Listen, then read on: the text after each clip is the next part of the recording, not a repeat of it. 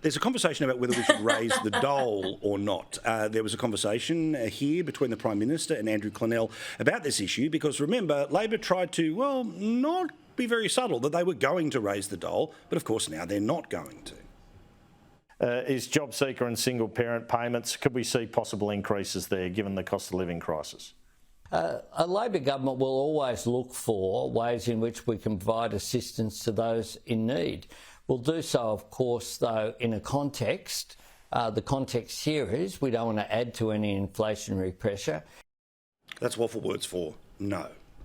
David Pocock wants it to change, and he got played like a fiddle by the Labor Party, who, in exchange for giving unions more power, set up an inquiry that they later ignored. This is a payment that should mean that people are able to look at their options, apply for jobs, continue to live above the poverty line while they try and get back into the workforce. If we value this as a country, if we believe that we should have a safety net that leaves no one behind, then we need to be raising the rate of JobSeeker and Youth Allowance.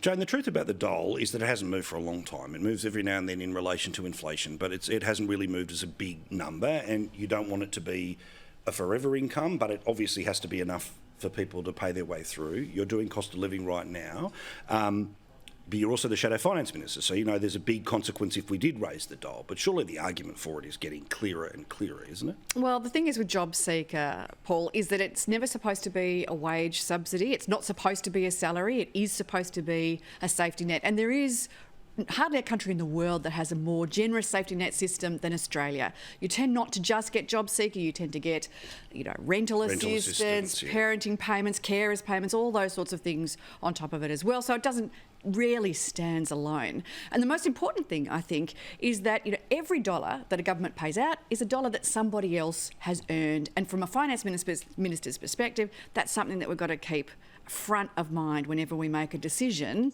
about something like raising the rate of JobSeeker. I think that the real big issue here, of course, is you're right, David Pocock got totally played by the Labor Party. He made a deal in order to get those industrial relations reforms through. Labor said, yes, we're going to do this Economic Inclusion Committee. They put Jenny Macklin in charge. She's probably the preeminent voice in Australia on social security. They had 13 other people on that committee. I'm not entirely sure whether they're paid or not. We'll find that out another time.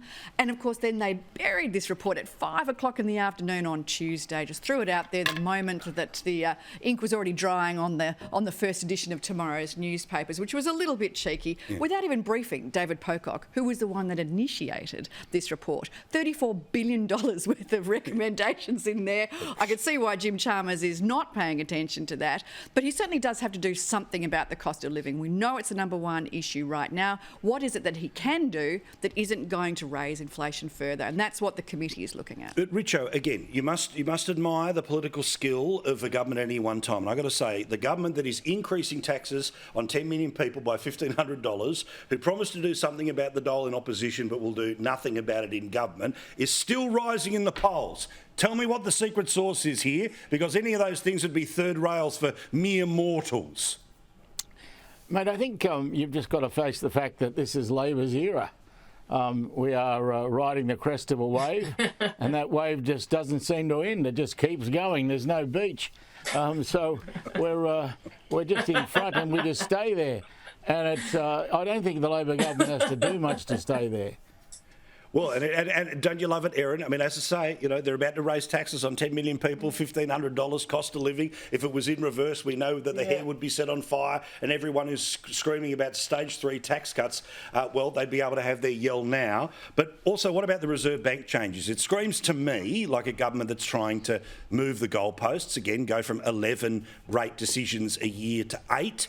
Because there's a chance they'll keep going up, because inflation will keep going up, because, among other things, they're going to bring 1 million people into the country, which the Reserve Bank told us this week would help lead to higher inflation. Yeah, it seems very self-serving, but I think Richo said it better than anyone else can. It doesn't matter what they do at the moment. There is no beach for that wave to crash down on. And cost of living should be the number one concern for any government in this country at the moment. Breakfast radio, we are speaking to everyday Australians, not politicians, not high end of town business, everyday Australians. We're doing a segment at the moment where we're helping people out and we're asking them, tell us what you want, tell us what you need. And some of the things that people are ringing in tears about break your heart. I'm not talking about high-end holidays to Thailand or luxury mansions. People are saying they can't afford milk. Yep. They're having their coffee black and the luxury that they want. We gave a woman a year's worth of milk this morning because she can't afford milk at the moment for her coffee.